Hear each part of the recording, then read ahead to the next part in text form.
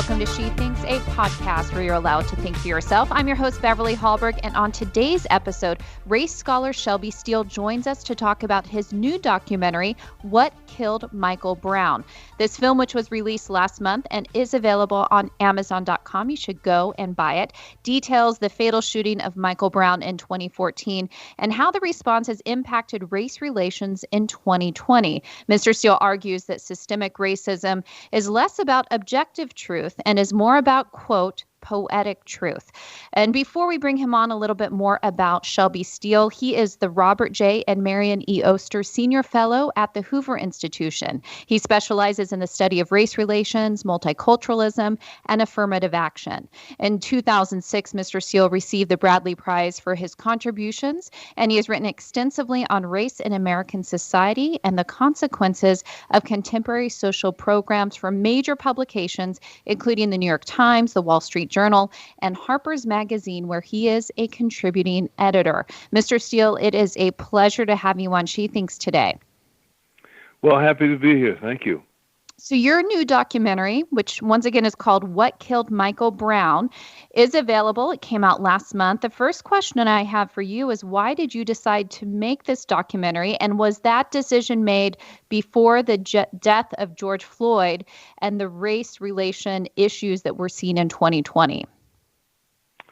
Yes, I think it was probably 2.5 years before George Floyd that we decided to do it. So we were actually done with the major part of our shooting when the George Floyd incident took place.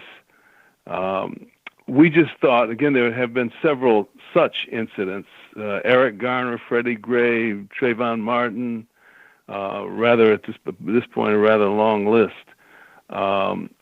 And we thought they revealed something about race relations in America. And so that's what initially interested us in the Michael Brown story, which I thought was probably the most explored one, where the media really sort of focused its gaze, and it seemed to highlight the themes we wanted to get to better than some of the other incidents. Well, let's go back to the killing of Michael Brown. So that took place 6 years ago. August made, I guess it was the 6th anniversary of the shooting and killing of Michael Brown. Take us back to Ferguson, Missouri. What took place? What have investigations shown us? He was shot by a white cop. Where is that white cop today? And how is the city of Ferguson doing, considering there were riots that ensued for days on end after his killing? Okay. Well, what happened was that Michael Brown was an 18-year-old black kid from Ferguson, Missouri, lived in Section 8 housing, just as it's a little suburb of St. Louis. He was hanging out with a friend. They robbed some cigarillos from a convenience store, Ferguson Market, on this particular Saturday afternoon.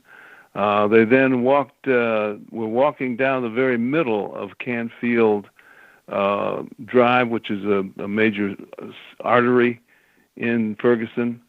And it was at that point that Officer Darren Wilson noticed them. And so he pulled his police car around and asked them if they wouldn't please get on the sidewalk and walk on the sidewalk rather than the street.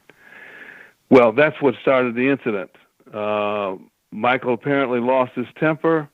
He approached the police car. He hit the policeman in the side of his face with his fist. Michael is, it's important to note, a over 300-pound young man. They then begin to rustle for the gun, for the policeman's gun. It's unclear where a shot came from, but there wasn't a shot. Michael turned him around and seemed to be running away, but then got to a place where he stopped and turned back around, faced the policeman, and continued to march toward him, even though the policeman, Darren Wilson, was asking him to stop and get down, stop and get down. and he didn't. He got within 8 feet of the policeman. The policeman opened fire, and I guess in total came out to 7 different shots were fired, all of them through the front, he was hit in the front, all of them trying to stop his approach to the policeman. And so it was at that point that Michael died, and that was the end of that. The city of Ferguson, for various reasons, allowed the body to lay in the street for 4.5 hours. On a hot Saturday afternoon, broad daylight, around a little afternoon. Again, the crowds began to form, and pretty soon the whole incident really reached around the world. And it was covered in Europe as an important event. And thousands of people descended on Ferguson. And again, the ideas that were in contention at that point, what we call the poetic truth, the truth that serves one's politics, one's ideology, one's perspective on things. The poetic truth was that Michael Brown was murdered by a racist white cop. Well, the reality, of course, is that that's not the way it happened. Ultimately, there were 2 grand jury investigations, 2 different Justice Department's investigations, even an FBI investigation, and none of them turned up a single shred of evidence that would suggest that racism played a role in Michael Brown's death. It was obviously a tragedy. Anytime someone that young is shot and killed, it's a tragedy. But it had nothing to do with race. There's nothing to prove that, to indicate that. Well, right away, this poetic truth of black being murdered by a racist cop just grabbed a hold of many, many, many people. And quickly it turned from an event having to do with, quickly it became a sort of referendum on whether or not America was suffering from systemic racism. And systemic racism really became the issue, because as we try to examine in the film, the main, what was so compelling about the Brown case is that it was in a sense an opportunity for power. People who began to unfold this poetic truth were really, in a sense, exploiting the incident for the sake of power. Well, let me jump in right here. When you say these people were exploiting this for poetic truth, who were these people? Who was using this for their own advantage? Pretty much the entire left in America used the Michael Brown incident to establish the argument, or make the argument that America was a systemically racist society. Why did they want to make that argument? Because there was, in fact, enormous moral power in this incident, which echoed America's history of racism. And the fact that we had 4 centuries of white on black oppression, lynching, so forth and so on. And an incident like this evoked all of that. And so suddenly, America today, in 2014, became accountable, not just for this event, but for all of this history.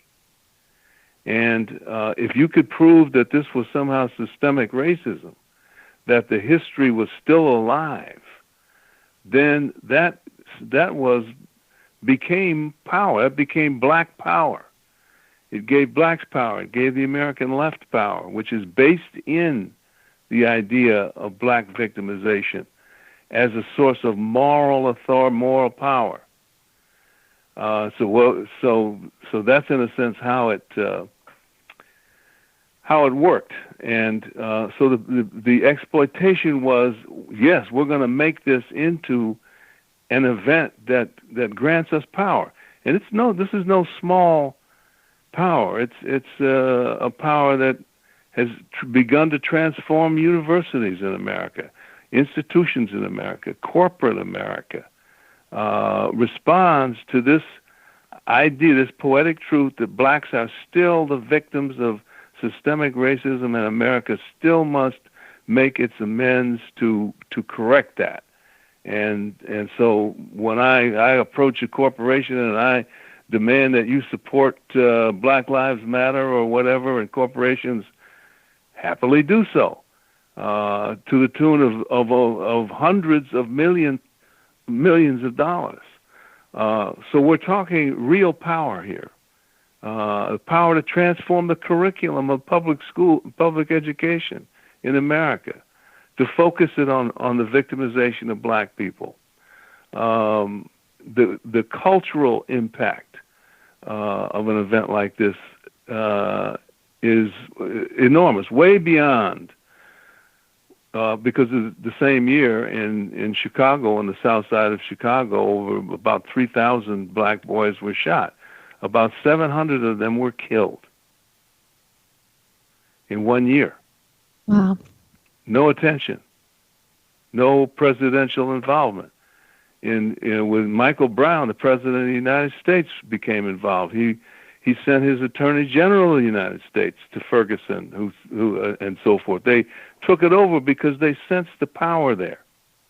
If they could show that blacks were victims, then they had this constituted liberal power, black power. And let me you could have all the boys on the South Side killed that you want, thousands, and there's no power there because the trigger finger was black and not white. And I want to talk. Go ahead. Yeah. I'm sorry. No, it's okay. Yeah, there's a focus on one over the other because it comes back to, like you were saying, power and power people want to have. What I want to know is, when people believe systemic racism, that America is systemically racism, not what does that do to America as a whole, and we could get into that. What does that do to Black Americans when they're thought of as victims? What is the danger to them if this is the pervasive thought in American society today? Well, this thought that you mentioned, this idea of what I call black victim-focused identity, is the new oppression of black people. To think of yourself as, I live in a society that is systemically biased against me and is determined to keep me down. And I'm a victim of this. This is the worst sort of psychological framework imaginable, because it means that you're just a passive victim of forces that are infinitely more powerful than you, and you have no chance. There's no sense in trying. And since Black America has begun to make this argument that racism is systemic and so forth, Black America has declined. We are farther behind whites today than we were in the 1950s.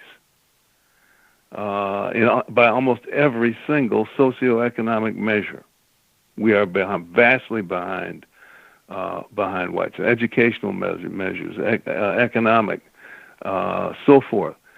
So it is an identity that's really the kiss of death. It's destroying. It's crippling Black America and preventing us from, because if you are a victim, then you never understand the importance of taking responsibility for your own advancement. Why take responsibility for your own advancement if you're going to just be victimized by racism? You're going to be undermined by racism. And so it defeats the will. It cuts blacks off at the pass. And we've been mired in this sort of victim-focused identity since the 60s, for about 60 years now. And again, we have just precipitously declined in that time. So this identity, this notion that there's racism everywhere, is killing us. It just stops us cold. We don't grow because we don't take any we blame the larger society constantly. And of course that then gets into the old thing I've written about, maybe too much, white guilt. Whites then pay when we complain of we're victims. Whites then jump in and want to prove that they're not racist by giving us all kinds of for the most part, worthless programs. Affirmative action, diversity, war on poverty, school busing, public housing, on welfare, on and on, that have the effect of simply making us dependent on a society that we claim is systemically racist. So it's a sick, sad, symbiotic relationship that we seem pretty much that we have a very difficult time breaking, because whites are not going to say, hey, even though you suffered, it's important for you. You can't really move ahead if you don't take responsibility for your development. Whites are simply not going to say that to black people, because then they will be labeled as racist and they will pay a price. And blacks are not going to say to their own people, we can't get ahead if we don't take responsibility for it ourselves, because then they will be called Uncle Toms. And so here we sit. Everybody's frozen, and no one can tell the truth. The truth is this: Black America got a raw deal. Anybody who's been oppressed for 4 centuries got a raw deal. And so it's understandable that we come out of that in the 60s with civil rights legislation. We come out of that into freedom, but we are we're weary. We're afraid to really throw in our lot with this larger society. And so again, nobody gets anywhere. Nothing changes, and that sadly is still where we're at. So now we're having this argument about systemic racism in American life. Well, why did that come up? Systemic racism is a concept that does nothing but expand my victimization. So I have a larger claim on black power in American life. So the real problem in Black America is, of course, underdevelopment. If you come from a people that have been sat upon and oppressed for 4 centuries, you're going to be underdeveloped. And the only way to real equality is to overcome that and develop. And I know that's something we won't do that. Yeah, I know that's something you even touch on in this film, which is talking to people who are working in these underdeveloped areas and really helping Black Americans achieve their full potential in occupation and, with education and all these different areas that are so important in everybody's lives. What are you seeing as ways to come out of the problem that has been decades in the making, and thinking that this victimization is occurring still today?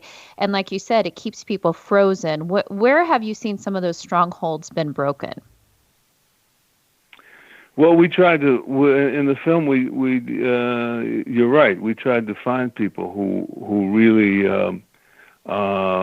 were outside of this symbiotic sort of connection. And we did, and they all have one thing in common. I found this really to be true in race relations. I grew up in the civil rights era and so forth, and things really usually only change in race relations when people find real courage, because you're going to pay a price for doing good work.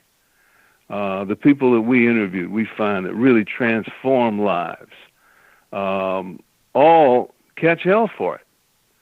And they're called every name in the book. These are people who have devoted their lives with young black kids. Most black kids born today in black America have no father. Between 75 and 80% are fatherless at birth.